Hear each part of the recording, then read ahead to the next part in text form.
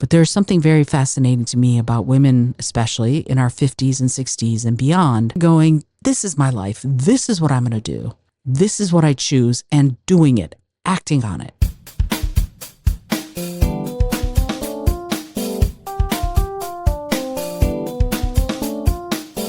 Hey there, and welcome to the Your Creative Mind podcast. I'm your host, Isolde Trachtenberg. Thank you so much for taking the time to listen. I can't tell you how much I appreciate it. So what I want to talk about today is interesting because I'm recording this right before the very last episode of the continuation of Sex and the City, the show called And Just Like That. And by the time you hear this, I am about to turn 59. Why am I talking about this? I'm talking about this because, first of all, I'm proud that I'm about to end my 6th decade on the planet. That's amazing.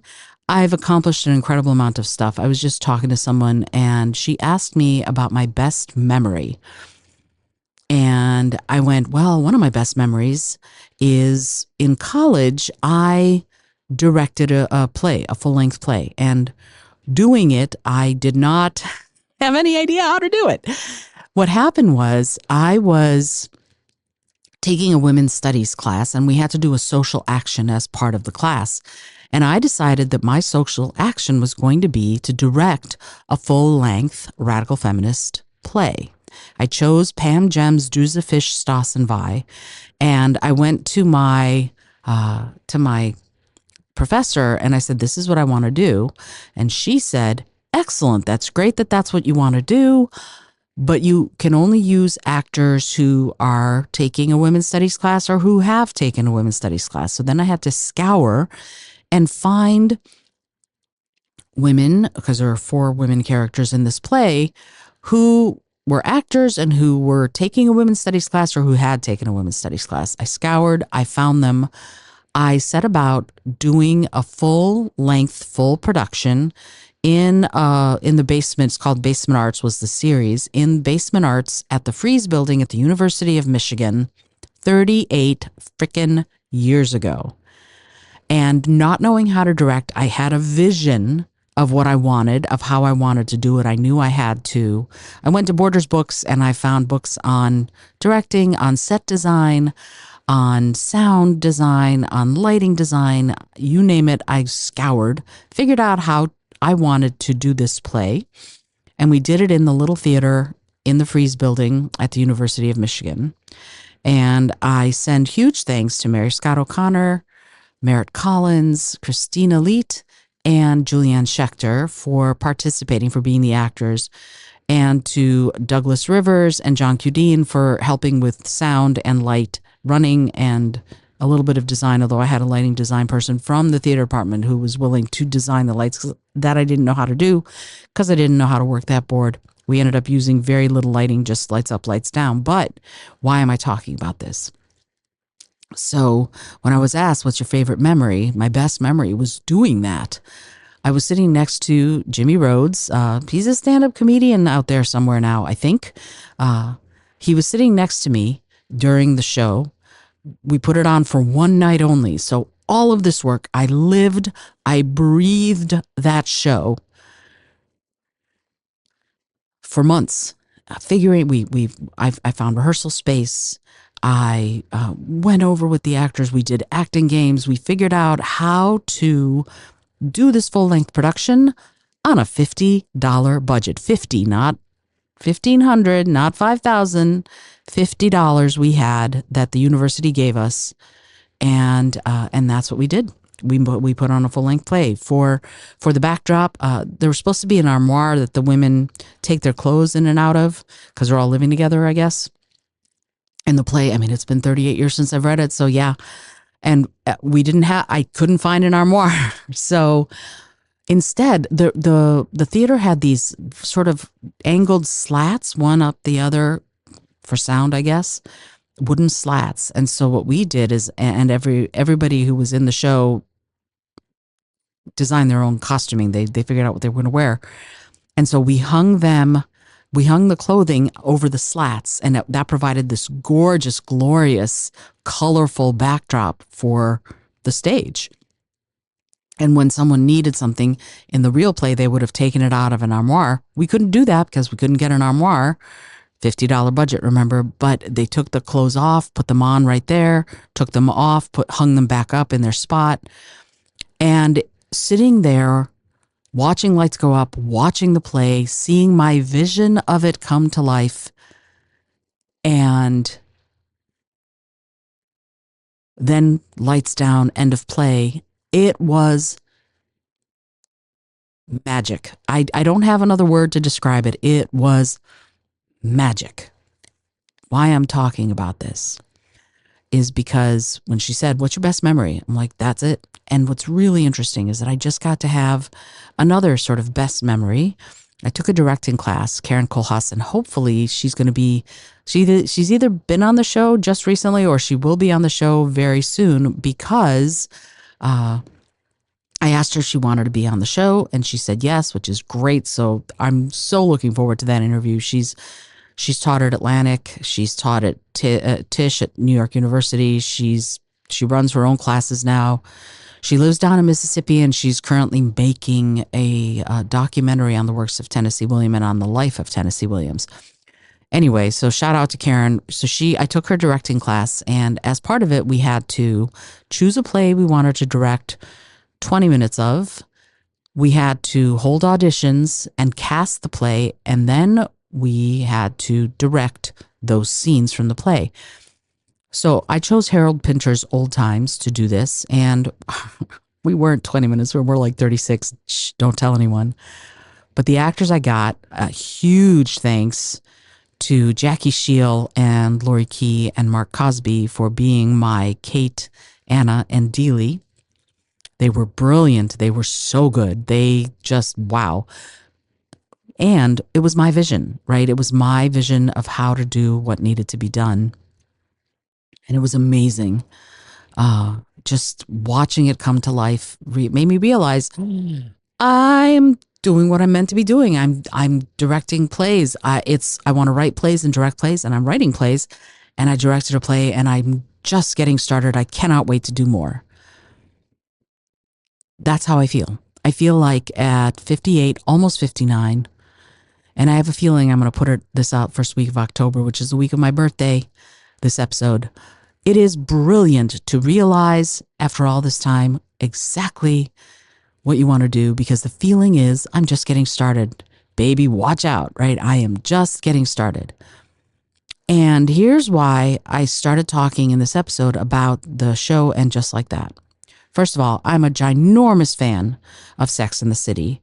Watching these women be powerful, watching them go through their trials and tribulations, but always come out doing more, wanting more, trying for more, was empowering like you wouldn't believe. I'm a huge fan. I always thought of Carrie, Miranda, Charlotte, and Samantha as the elements. And if you know anything about me, I wrote a book called Life Elements based on earth, air, fire, and water. In my mind, Miranda's definitely air. She's the thinker. She's the intellectual. She's the one who's like always got to have things logical. She's a lawyer. Samantha's fire. I mean, come on, right? You can't get much more fire than Samantha. Passion, dynamism, going for what she wants, a sexual dynamo herself, just out there with it. Charlotte is earth. She's very concerned with sort of stability and being centered and finances, like being, and she works, but I don't think she'd ever go for a man who was not well off and able to take care of things and so she's earth. And Carrie's water. She is emotional, creative, emotion centered, emotion oriented. And so she's that part of the play. I like how I said that, of the show. And I loved watching them go through their stuff. Here, after many years, they bring this show called And Just Like That, which is a continuation for 3 out of the 4 with a few new people.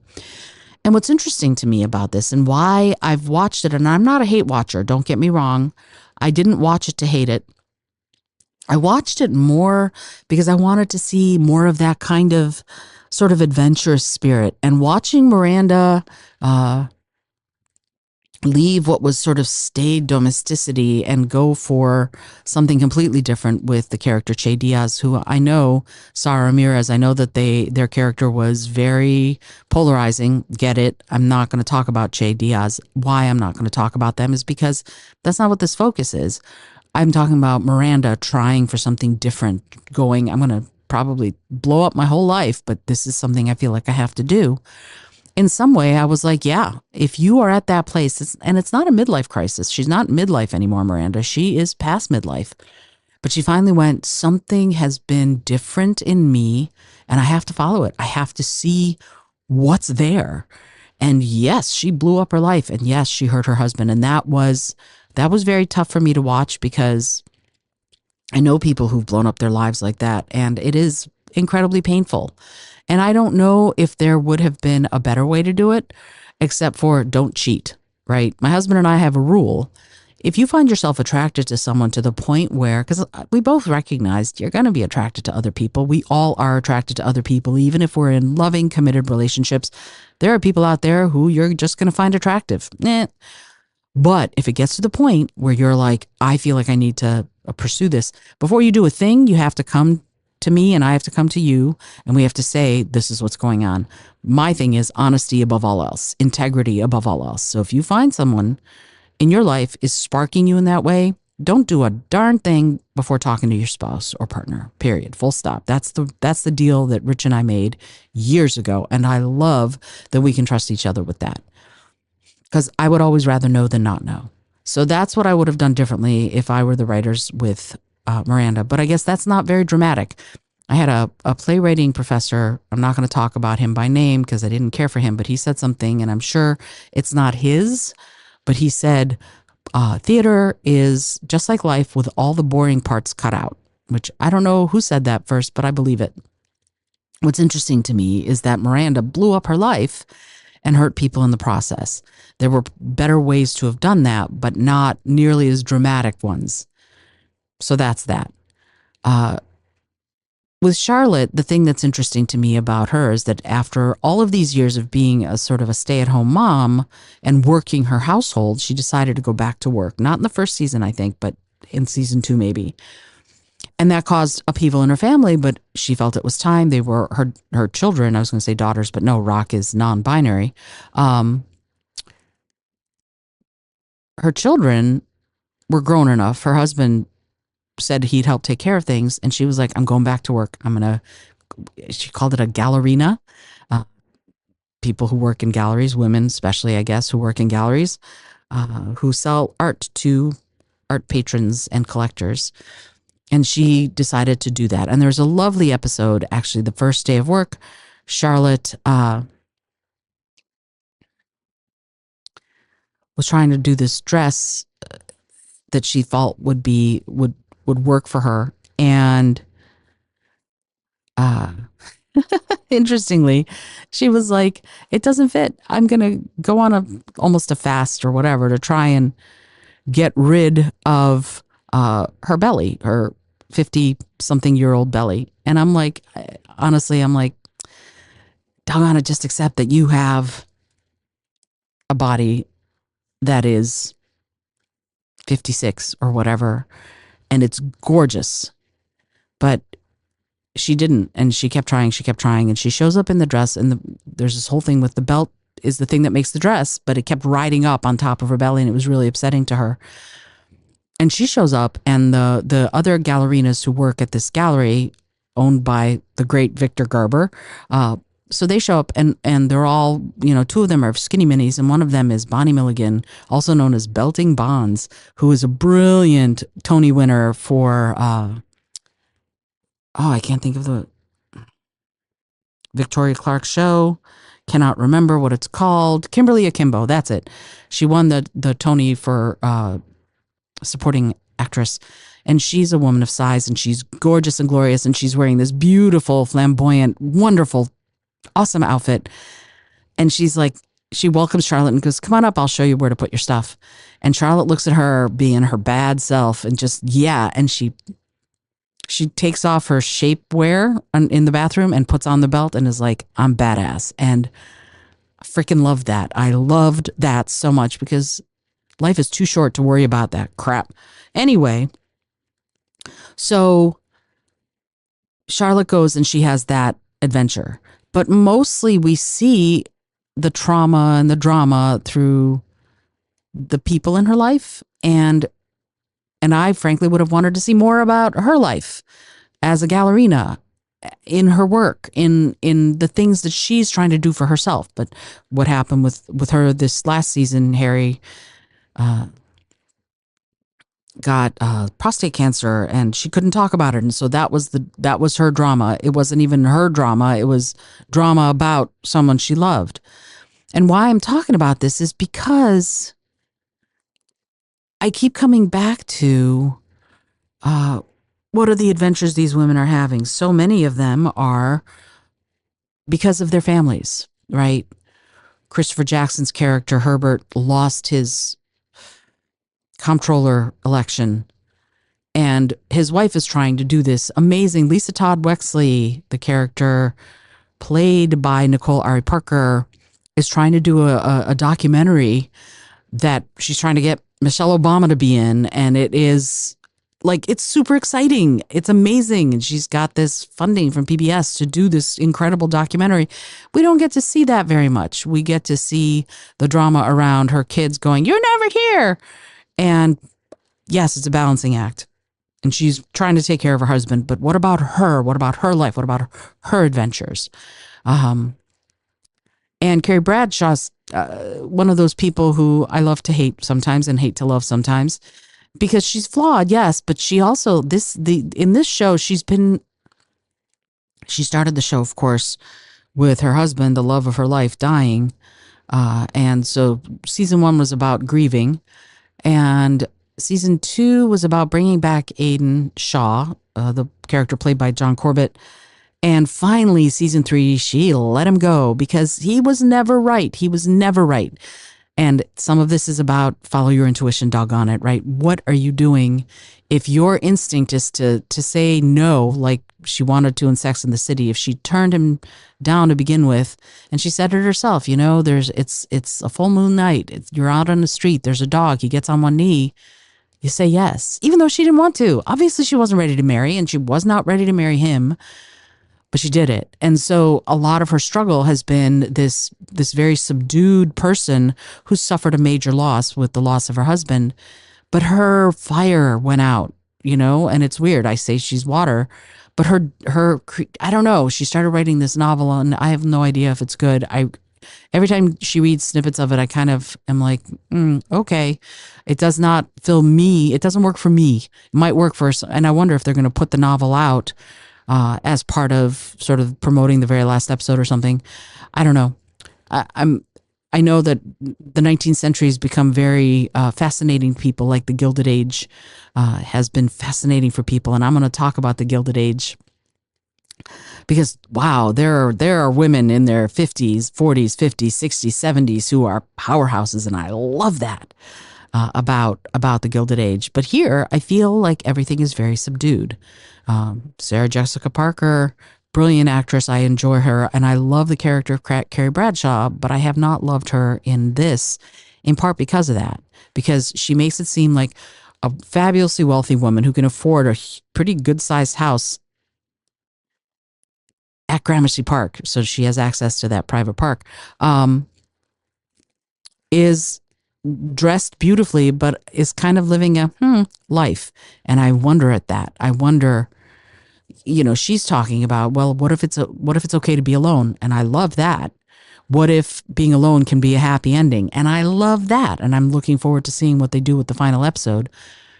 And I have a feeling it's going to be, it's Thanksgiving, and she's going to realize that all she needs are her friends and her family around her, because her friends are her family. I don't know. Or maybe the very last shot will be her running into, I have no idea who it would be, a beautiful, wonderful, new, exciting man that she meets. Hello, nice to meet you. Just like the ending of her book that she wrote, the epilogue. Why I'm talking about this is because the one character I feel like has gotten stuff to do is Sarita Choudhury's Seema, who went out on her own, left her because her real estate company was being sold out from under her. She went out on her own. and started her own company. She has beautiful clothes and a driver, and even though she was very broke for a little while there, um, ended up going, you know what? My life is mine. I do what I want, and no one can tell me different. And she has these adventures. The end of season 2, I think, is when Carrie and she go off to Greece. They go to the ocean, the Aegean Sea in this case, and they're in Greece. Why? Because she's like, the Hamptons are tired. I'm going somewhere else. We're going to Greece. And they end up, the last shot is of them looking out at the Aegean Sea while somebody's bringing them a Cosmopolitan. And they have adventure. And Seema has adventure. And she finds love with someone who is totally not someone she would imagine herself being with, the gardener, and loves it. She loves her life. And that is what this long way of talking about. And we can talk about Anthony Marantino, played by the wonderful Mario Cantone, and his love with his partner.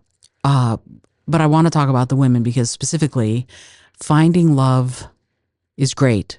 Finding yourself is so much better. And I think Seema is herself full on 100% of the time, maybe 90% of the time, maybe 95% of the time, because she lets doubt creep in. But she's a woman clearly in her 50s who is killing it. She is doing it. She's doing what she chooses to do. And that is lovely and exciting. And frankly, that's more of what I wanted for the show, for And Just Like That, because I feel like Miranda did some of that. She has a relationship that she's exploring with Joy, the woman she's in a relationship with. She's doing lawyering for Human Rights Campaign. She's an attorney there or something like that, and she's loving that.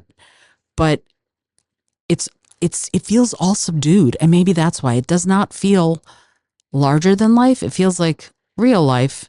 And remember, theater is just like real life with the boring parts taken out. And I think part of what's gotten me about And Just Like That is that when Sex and the City was Sex and the City, it felt larger than life. Even if they were sitting around having coffee at their place, it felt like they were trying for things, like they were striving. And in Just Like That, felt like they were sort of trying to defend, or I don't know, like instead of striving, they were reacting. Maybe that's what it is. Instead of having this is what I want my life to be, and I'm going to make it that way, it felt more like they were reacting. And granted, they had responsibilities. Charlotte has 2 kids that she's dealing with. Lisa Todd Wexley has 3, maybe 4. I don't know. I honestly, I felt like they were never fleshed out well enough for me to know. Carrie is alone, and she's written her first novel, and it's interesting that it's not. Like, her editor goes, romanticy's big, and she's like, no. And she writes this very subdued, she never even gives the character a name. It's just the woman. And everybody's like, oh my God, that's the most amazing thing. And I'm listening to the little snippets I've heard, and it feels very, she sat in her garden and she sipped her tea, and maybe that works. I don't know. For me, it doesn't. Don't know why. It just feels like, again, she's sort of floating rather than striving. And I want to see striving. And I think women, especially women in their 50s, especially if your kids are grown or if you didn't have kids, now's the time. And I can't help feeling that. Doing this. Sorry, this is a stream of consciousness. If you've listened this far, wow, thank you. But there's something very fascinating to me about women, especially in our 50s and 60s and beyond, kind of going, this is my life. This is what I'm going to do. This is what I choose, and doing it, acting on it. And so at 52, I went to my husband, you know what? I've got to move to New York. And he went, okay. And we moved here, and then pandemic. So I felt like 2.5 years of not being able to do much, but I'm here, and now's the time. And if not now, when, right? When are you going to start? And I asked myself that question recently If not now, when? And I ask myself that all the time whenever I'm facing a tough decision. Because if I want to strive for something, if I want to try for something, if I want to write a play, if I want to direct a play, if I want to audition to act in a play, that won't happen. I can't reliably have my voice, unfortunately, because of the scent allergies. So I can't say, yes, I can commit to however many weeks or weekends of doing this show, because I'm not sure my voice is going to hold. All it takes is one person exhaling a Marlboro near me and my voice will be gone for 2 weeks. So, but writing and directing, yeah, baby, that's what I want to be doing. And so in watching and just like that, what I felt, and again, maybe I'll do an addendum to this episode after the finale airs, because I felt very much like, and I feel like it shows women in their 50s as, okay, now I guess I have to coast. And not coast because I've achieved everything, but coast because I've been beaten down. And I feel like I'm just getting started. Me, Isolde, I feel like I'm just getting started. Honestly, if you feel like that too, if you're in your 50s or 60s and you feel like, yeah, now's the time, if not now, when? Let me know, because maybe we should start a club or something, because this is the time. Today, right now, is the time. And why wait? And so if there's anything I can say about it, and just like that, is honestly, I'm recording this before the finale. Doggone it. I hope that they stick the landing and give us that, if not now, when moment. Honestly, because Gilded Age does it. Gilded Age, Julian Fellowes, genius. Within the structure of this 19th century world, and there is a lot of structure and a lot of constraint placed on women, Julian Fellowes did the research of real people and their stories and is sort of melding them into what is the Gilded Age. And thumbing your nose at convention and going, you know what, I am going to invite divorced women into my big ball of the season at Newport. And God bless Bertha Russell for doing it, right? Why? Because if not now, when? And one of the other characters, Mrs. Fish, says to her, be careful. Not to her, to Mrs. Astor, played by the excellent Donna Murphy. She says, be careful, Mrs. Astor. You're thumbing your nose at the future. You better prepare for it, or you'll be swept away with the past. She says something like that, I'm paraphrasing, but it is exactly right. Because if not now, when? All right. Yeah. So this is me telling you, I don't know if the show's going to change more. Honestly, I love making this show. I think it's going to be all about storytelling and directing and theater and trying and being creative with whatever it is you want to be doing. And then telling other people about it, frankly. So, yeah, I'm wishing myself a happy birthday right now. And here's to the next 10 years, right? We're going to do it. We're going to make it happen. We deserve to make it happen. Anyway, if you are someone who's starting over in your 50s, 60s, 70s, whatever, beyond, and just going, I'm going to do the thing I've wanted to do my whole life and have been waiting to do, now's the time. Get in touch, let me know. I would love to hear about it. Until next time, this is Isolde Trachtenberg for the Your Creative Mind podcast,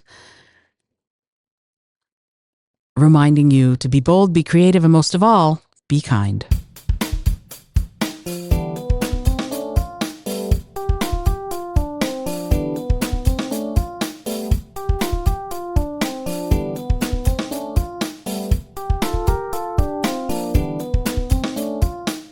Thanks so much for joining me today. I really appreciate you being here. Please subscribe to the podcast if you're new, and it would mean the world to me if you told a friend about it. Today's episode was produced by Isolde Trachtenberg and is copyright 2025. As always, please remember this is for educational and entertainment purposes only. Past performance does not guarantee future results, although we can always hope.